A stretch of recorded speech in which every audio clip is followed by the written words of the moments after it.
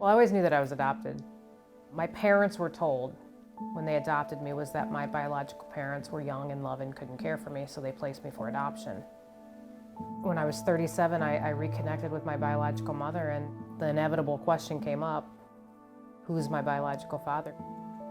She got up from her chair and she comes back with a blue folder, and it's tattered and it's torn, and she pulls out this police report dated August 25th of 1972. She was 17 years old. She was brutally attacked and raped and left along the side of the road. He was arrested, he was charged, and if that wasn't the worst of it, 6 weeks later, she finds out she's pregnant. She was hidden for the remainder of the pregnancy. She gave birth in April of 1973 and abandoned her child 2 hours after that child was born, and that child was me. I didn't want this to be my life. I didn't want to be conceived out of violence. I had always had the idea that I was conceived with wine and roses, and my parents loved me, and this was not what I had signed up for. This is my life. Now what do I do with it? Do I try to make it better for others? Do I just shove it under the rug and tell no one? I mean, I could have easily done that, but what good would have come out of that?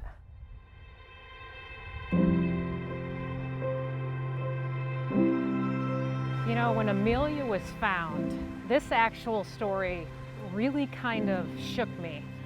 But this little girl died laying in a park while animals gnawed at her arms and feet. Where would these kids be today? When you think about it, where would they be today? I don't really think we see the full potential of these babies because we never gave them a chance. They never had a chance.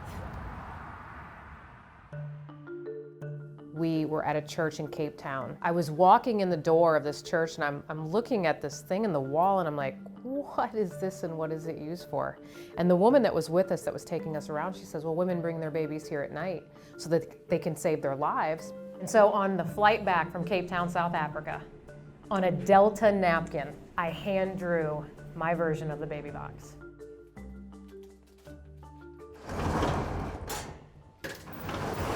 So this is the $700 prototype.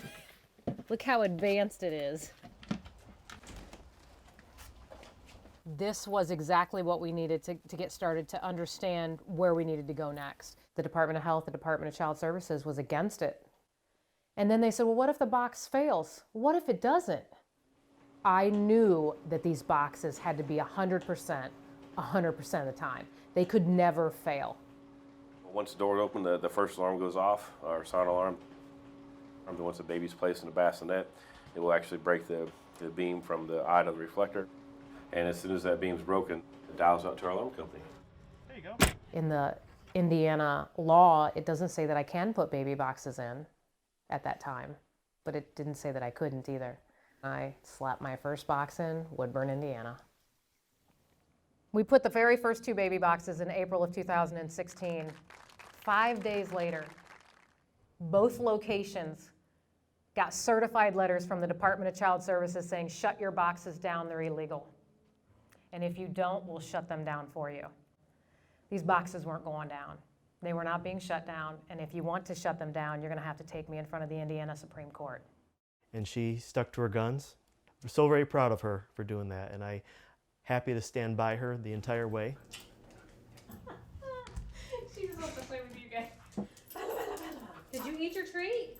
30 days to the day after I put that baby box in and it went live, I was on the ambulance at night, and it was about 1:50 in the morning, and I got called to a vehicle rollover, party pinned. Is it a car accident? We were being dumbasses and flipped the Jeep, and a guy got pinned. And they were at a high school graduation party where the homeowner bought booze. I find out that it's my son and his best friend, and one is dead and one is alive. And I have no idea which one is which. The vehicle had pinned Casey. There were 50 kids at this party that had ran over and picked this Jeep up and put it back on all 4 tires to unpin Casey. So when I got there, I found my son doing chest compressions on his best friend. And so I quickly went to my son, because as a mom, your first reaction is, I gotta take care of my kid. And he said, "Don't worry about me, I'm fine. Save Casey's life." And we worked him in the field. 18 minutes had passed and we called time of death. My husband came, JJ stood up and they hugged, and JJ said, "Casey's dead and it's my fault." I stopped installing baby boxes. I had to fix my family. I had to fix my son. You know, I mean, can you imagine waking up every day knowing that you killed your best friend? He was charged with OWI causing death, OWI causing death with blood alcohol of 0.085, and then also underage consumption. And he decided to plead guilty. People think that I stopped installing baby boxes because of the fight with the Department of Child Services. People who know me know that that was not the case, because I would have never backed down from the department. But I had to take care of my family first. I'm looking at my phone going, we've got 3 missed calls from Coal Springs Fire Department. Like, it's like 11 o'clock at night. Like, what is going on? Coal Springs Fire, 7111 West, 400 North, for medical alarm. I'm thinking somebody put a raccoon or a cat or a dog or something in there. And so I called him, and he picked up the phone, and he's like, "We got our first baby." I said, "You're not pulling my leg, are you? Like, are you being serious?" And he's like, "Yes, and she's beautiful." I've been doing this for 30-some years. We see a lot of bad calls in our life, and it sticks with you. But when you get a call like this, it makes all the bad things well worthwhile. My son was in prison when the first baby was placed in one of our boxes, and it was 2 months before he was released, and I don't think that was a mistake, because then it was my turn again. I needed to pick back up where I had left off. It is a great day to be from Crestwood, Kentucky, home now of Safe Haven Baby Box number 81 in the country. Woo! Every state that we get in, abandonments go down. I can't wait to see us in all 50 states, because I think that is when we're going to see the biggest drop in infant abandonment in this country.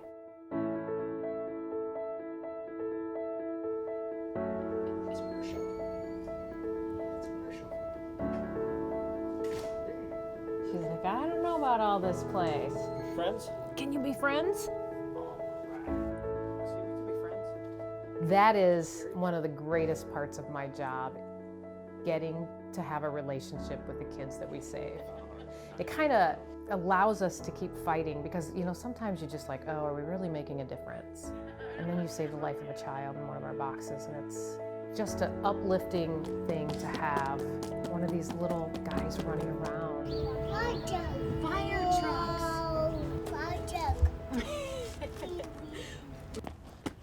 I think she's warming up to me now. The top picture in the center with the hat on, that is baby Hope. That was the very first baby ever placed in our box. She will be 4 in November. You know, having my life now with the baby boxes, it is pretty clear that I am fighting for these women who resemble my birth mom. I wouldn't have called her a hero prior to meeting her. She was 17 years old. She had no one to walk with her, you know, and she abandoned me outside a hospital. But you give women an option, a good option, and things will start to happen in your community that are positive. You know, Amelia was the last dead infant found in Indiana, illegally abandoned. The last one. And so I'm pretty proud that on my watch, she was the last one that's died. But today, all these babies that have been saved, and that truly is the legacy I hope I leave.